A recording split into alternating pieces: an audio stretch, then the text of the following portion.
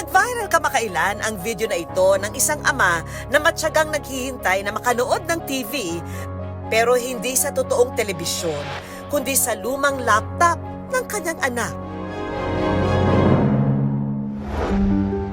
Siya si Tatay Sandy mula Iloilo na ang matagal na raw pangarap sa buhay magkaroon ng sariling telebisyon. Nung bata pa ako, namulat na ako sa kahirapan. Hindi ako nakapanood ng TV, ay hindi ako makapagbili. Lumaki kasi si Tatay Sandy sa bukid kung saan pagsasaka ang kinabubuhay ng mga tao. Bibihira lang din daw ang may telebisyon sa lugar nila. Nung bata raw siya, palagi niyang nakikita ang sumisinghap-singhap na liwanag mula sa telebisyon ng kanilang kapitbahay. Hanggang sa ngayon, hindi ako nakapagbili ng TV. Kulang ang kita ko sa isang semana kong trabaho.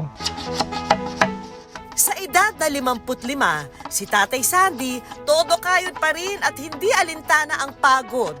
Look at our bamboo furniture. Ang kanyang pinagkakakitaan, paggawa ng mga kama, upuan, lamesa, sala set, at divider na gawa sa kawayan. Tatlo ang amon na tinitindahan ng mga upuan o salasit o katre. Kailangan mapagbilihan ko gid. Sa pagtaguyod ng kanilang pamilya, katuwang niya ang asawang si Nanay Marites na isa namang magsasaka. Araw-araw po, nagtatrabaho ako sa palayan, nagtanim ng palay at saka nagtanim ng mais para makatulong lang sa aking asawa.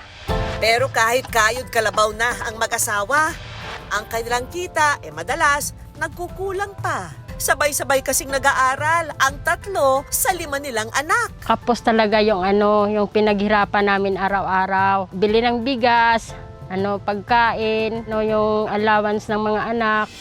Sa hirap ng buhay, paano na nga ba ang inaasam-asam ni Tatay Sandy na telebisyon? May pag-asa pa kayang matupad ang pangarap niyang ito?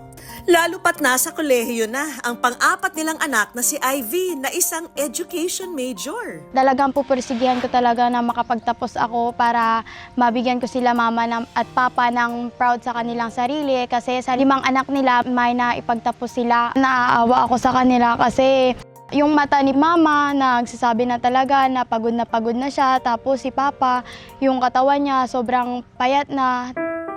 Lalo pa raw nanliit sa sarili si Ivy nang malamang kailangan niya ng laptop sa eskwela. Alam daw kasi niyang hindi ito kayang bilhin ng kanyang mga magulang.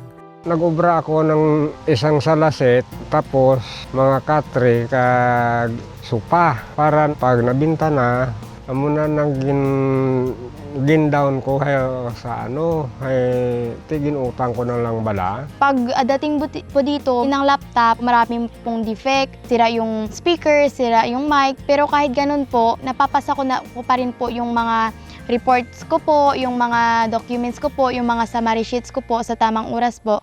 Pero ang second-hand laptop na gamit sa eskwela, nagsilbing TV rin ng ama. Nakakanood at nakakapaglibang daw kasi si Tatay Sandy gamit ang laptop ng anak. Kasi po may konting tunog po yung laptop, kaya po doon talaga siya pumapesto malapit sa laptop. Para kay Ivy, masakit isipin kahit simpleng TV, hindi man lang sila makabili. At dito raw niya naisip na i-post ang kanilang kwento sa social media. Talagang natuwa po ako at nagulat din po kasi hindi ko po in-expect na magva-viral po talaga kami dun sa TikTok. Ang di niya alam, ito pala ang magiging tulay sa naghihintay na good news. Dahil isang netizen ang nagmagandang loob para bigyan ng brand new television ang kanilang pamilya.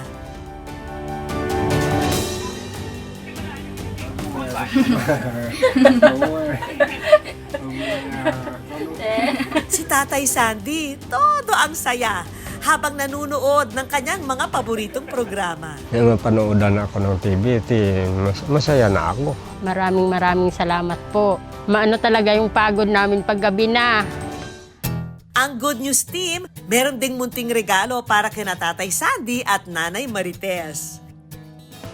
Kakonsyaba ang kanilang anak na si Ivy, kunwari may bibili ng panindang upuan ni Tatay Sandy. Hello po, ready na po yung order, i-deliver na lang po ngayon. Lingid sa kaalaman niya, ang Good News team mismo ang buyer ng kanyang paninda para iregalo, edi para rin sa kanila. Pa, itong mga upuan po, regalo na lang po ito ng Good News Team para po may maayos ka na upuan pag nanonood ka po sa TV. Thank you po sa Good News Team at saka kay Ma'am Vicky at sa regalo. Lumipas at magbago man ang panahon, ang telebisyon, hinding-hindi mapapagod na maghatid ng mga makabuluhang kwento sa manunood. Katulad din ng kwento ng buhay ni Tatay Sandy. Dumaan man sa matinding hamon at pagsubok, patuloy pa ring titindig para sa kanyang pamilya.